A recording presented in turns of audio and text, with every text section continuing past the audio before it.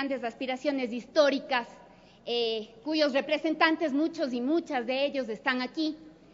Hubiera querido que este debate profundice más sobre el sentido y sobre el significado de afiliar a más de 1,5 millones de mujeres amas de casa a la seguridad social. Un tema sin duda importantísimo y de resarcimiento histórico para todas aquellas consideradas las que no hacían nada, las que no trabajaban y no hacían nada.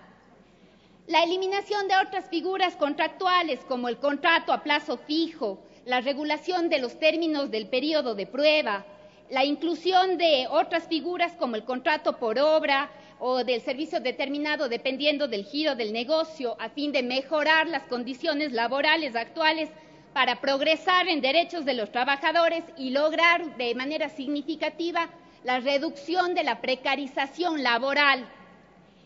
Otro mecanismo importantísimo, otra de las también disposiciones determinantes de este nuevo proyecto de ley, los que se dirigen a reducir la brecha salarial en un articulado que impide que en esos sueldos exagerados tal vez, o que en todo caso las empresas podrán establecer para los altos niveles gerenciales, no podrán ser deducidos del impuesto a la renta como una forma de reducir las brechas salariales entre los trabajadores y sus pequeños sueldos frente a los grandes sueldos de los gerentes y directivos y funcionarios de alto nivel de la misma empresa. Se podrán pagar ese tipo de salarios, pero no se podrán deducir del impuesto a la renta en una medida simbólica y súper fuerte para la justicia tributaria también. Eso es justicia tributaria y eso también es el camino a la justicia social, eliminar esas brechas gigantes entre unos sueldos y otros. Otro hito que también se plantea en este proyecto es el principio de portabilidad, por ejemplo, algo que muy poco se ha discutido, entendido como la posibilidad de acumular las aportaciones a la seguridad social y mantener con eso los regímenes de seguro social obligatorio, el modo de seguro social campesino, para también continuar con que es un gran financiamiento de los sistemas de seguridad social. Entre los objetivos que plantea esta ley, pues, es caminar hacia algo que dice la Constitución, la universalización de la seguridad social, porque aún tenemos más de la mitad de la población ecuatoriana está fuera del sistema de seguridad social. Ahora, algunas verdades bien dichas sobre este tema, querida presidenta, unas verdades que las vamos a repetir con insistencia y con todas las letras las veces que sean necesarias. No se va a rebajar ni un solo centavo las pensiones jubilares, ni un solo centavo. La ley que estamos aprobando dice con toda claridad, y es del artículo 237, y asimismo voy a pedir no que se dé lectura por secretaría, sino que pongamos toda la atención. En torno al financiamiento, el Estado ecuatoriano reconoce el derecho a la seguridad social de todas las personas, independientemente de su situación laboral. El Estado central será responsable subsidiario y garantizará el pago, eso es mandatorio, garantizará el pago de las pensiones del sistema de seguridad social únicamente cuando el Instituto Ecuatoriano de Seguridad Social no cuente con los recursos económicos para cubrir las obligaciones en curso de pago del Seguro General Obligatorio y del régimen especial del Seguro Social Campesino. Y un último inciso que es igual de importante. En este caso, dice la ley, la propuesta, se deberá incorporar en el presupuesto general del Estado los recursos respectivos aún sobre otros gastos, aún por encima de otros gastos. Eso es lo que establece la propuesta y eso es lo que con tanta mala intención ha tratado de ser distorsionado. Pero, presidenta, un baño de verdad. Aquí en la mañana hubo una feísima acusación de servilismo contra los legisladores de país. De servilismo, y frente al servilismo, presidenta, un baño de verdad. Guillermo Lasso fue superministro de Economía durante el gobierno de Yamil Mawad. No pagó un solo centavo a la seguridad social, ni un solo centavo. También Guillermo Lasso fue asesor económico, embajador itinerante en el gobierno de Lucio Gutiérrez. Lucio Gutiérrez no pagó un solo centavo a la Seguridad Social. En la carta de intención suscrita por el que era candidato Lasso al Fondo Monetario Internacional, se comprometió a eliminar préstamos quirografarios, los quirografarios, porque no había los hipotecarios, los quirografarios, los aportes a la seguridad social de los afiliados puestos al servicio de la carta de intención con el Fondo Monetario Internacional. Ahora resulta que son los redentores de la seguridad social. Ahora resulta que son los defensores de la seguridad social. El PAN, Techo y Empleo de León Febres Cordero no pagó un centavo a la seguridad social. Esta deuda, la deuda que otros gobiernos no quisieron ni siquiera abonar y de la que el gobierno del presidente Rafael Correa ha podido cubrir 3.500 millones de dólares, esa deuda que nació desde el año 85 fue objeto de parte de León Febres Cordero de 23 decretos económicos para el supuesto pago de la seguridad social. Total, pierde. Nunca había la plata para abonar siquiera las deudas con la seguridad social. Pablo Lucio Paredes, también le he oído despotricar contra la propuesta de ley. Asesor del ministro de Finanzas y encargado de la planificación macroeconómica y de negociaciones internacionales en el gobierno de Sixto Durán Ballén, secretario de Planificación del gobierno del Ecuador en el año 92 y 93. Sixto Durán Ballén, ni un solo centavo para pagar la deuda que el Estado tenía con el IES. A Marco Proaño Maya también le he escuchado despotricar contra esta propuesta. 6 veces fue diputado Marco Proaño Maya.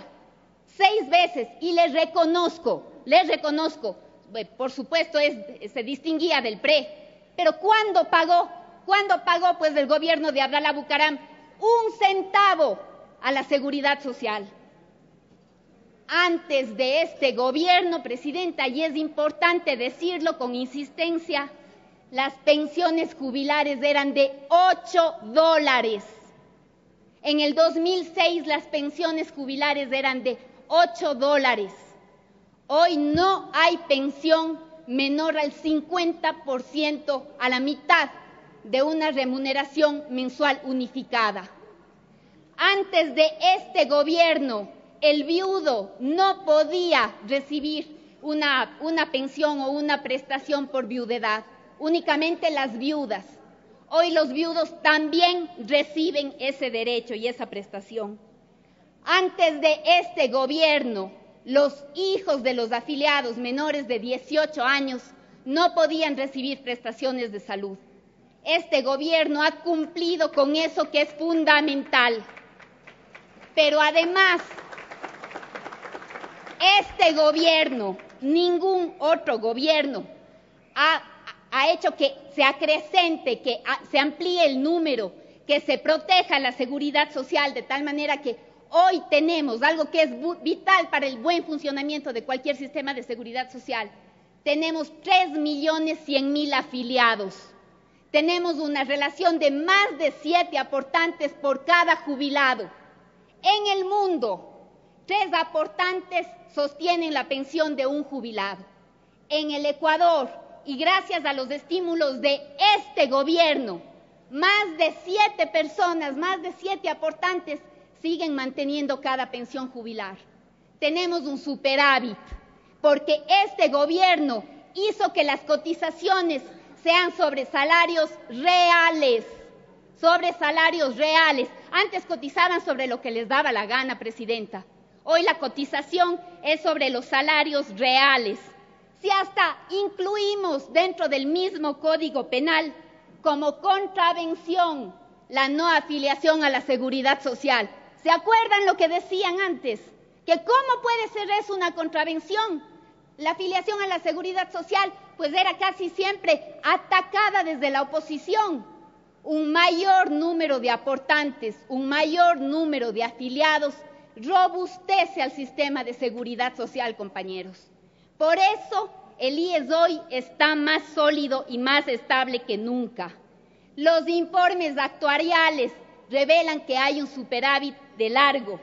Este gobierno, con los aportes sobre los salarios reales, le protegió más todavía el sistema de seguridad social.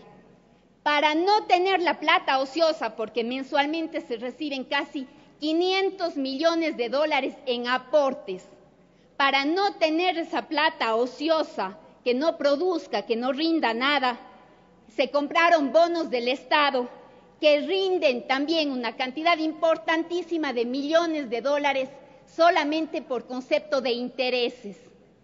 El IES guarda el ahorro nacional. Ninguna institución financiera, ningún banco recibe mensualmente lo que recibe el IES como Instituto Ecuatoriano de Seguridad Social. Pero ojo, que como decía, hay que darse un baño de verdad. Y un baño de verdad es el nombre del artículo que se escribió en Diario El Universo el día viernes 10 de abril, porque de eso estamos hablando, compañeros. Ese artículo, que se llama Un baño de verdad, reconoce que aunque en el año 95 fracasó vía consulta popular el intento de privatizarle a la seguridad social, que aunque eso está fracasado, voy a leer lo que dice este artículo, y muchísima atención a los que pedían que se lea despacito y suavito. Esta propuesta dice, la de privatización, esta propuesta fracasó a nivel nacional, pero la propiedad sobre el ahorro del trabajo de una persona no debe ser sometida a la voluntad de una mayoría circunstancial, dice el artículo de Diario El Universo, el día viernes. No debe estar sometida a la voluntad de una mayoría circunstancial. Y continúa este artículo diciendo, debe dejarse la posibilidad de que los trabajadores tengan la libertad de elegir quién administra sus ahorros. Otra vez, compañeros, el fantasma de la privatización contra la seguridad social.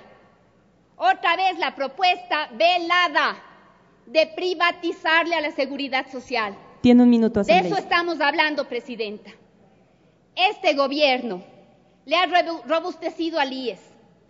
Este gobierno ha ampliado la seguridad social, 1,5 millones más de mujeres aportantes, de mujeres amas de casa, de justicia laboral.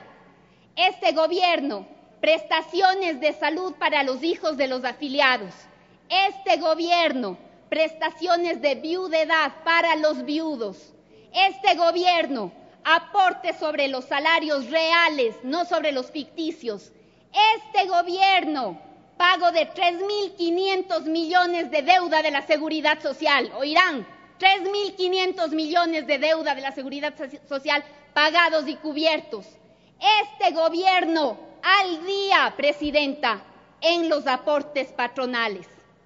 Este gobierno, presidenta, dispuesto a hablar con la verdad. Ese es el baño de verdad. Gracias. Esa fue la participación.